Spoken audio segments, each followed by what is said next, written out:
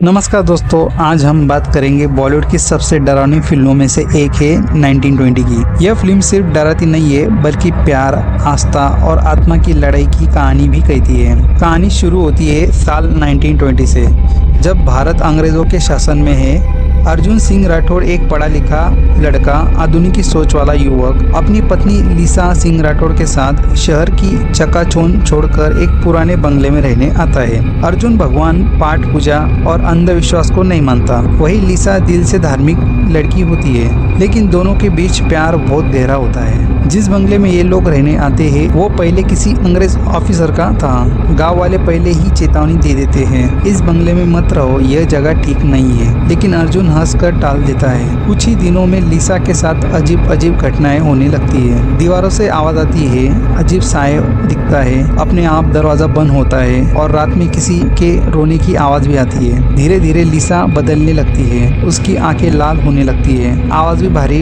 होने लगता है और व्यवहार डरावना हो जाता है। एक दिन सच सामने आता है, लीसा पर एक शैतानी आत्मा ने कब्जा कर लिया है। वो आत्मा कोई आम आत्मा नहीं है, बल्कि वेक्टर नाम का एक अंग्रेज अफसर है। वेक्टर की दर्दनाक कहानी भी है। फ्लैशबैक में हमें पता चलता है कि वेक्टर एक कलाकार था, लेकिन उसके पिता उसे नफरत करते थे। वेक्टर को इंडियन लड़की से प्यार हो जाता है, जो समाज और पिता को मंजूर नहीं था। गुस्से में आकर पिता ने वेक्टर को जिंदा जला दिया था। मरते वक्त वेक्टर की आत्मा शैतान बन गई थी। अब अर्जुन समझ जाता है कि ये सब अंधविश्वास नहीं बल्कि हकीकत है। वो डॉक्टर को बुलाता है, लेकिन कोई फायदा नहीं है। लीसा की हालत और बिगड़ती जाती है। अंत में अर्जुन एक ईसाई फादर से मदद मांगता है। फादर साहब कहते हैं कि यह आत्मा बहुत शक्तिशाली है, इसे निकालना आसान नहीं है। लेकिन अर्जुन के प्यार के आगे वो भी झुक जाती है।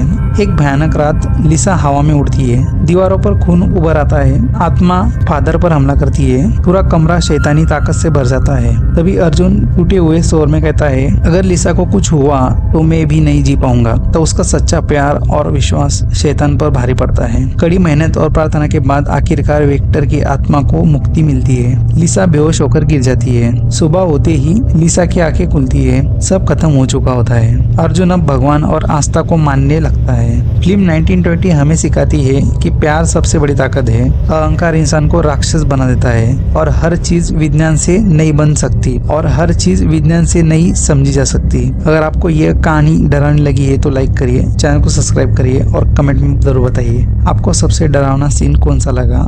Thanks for watching.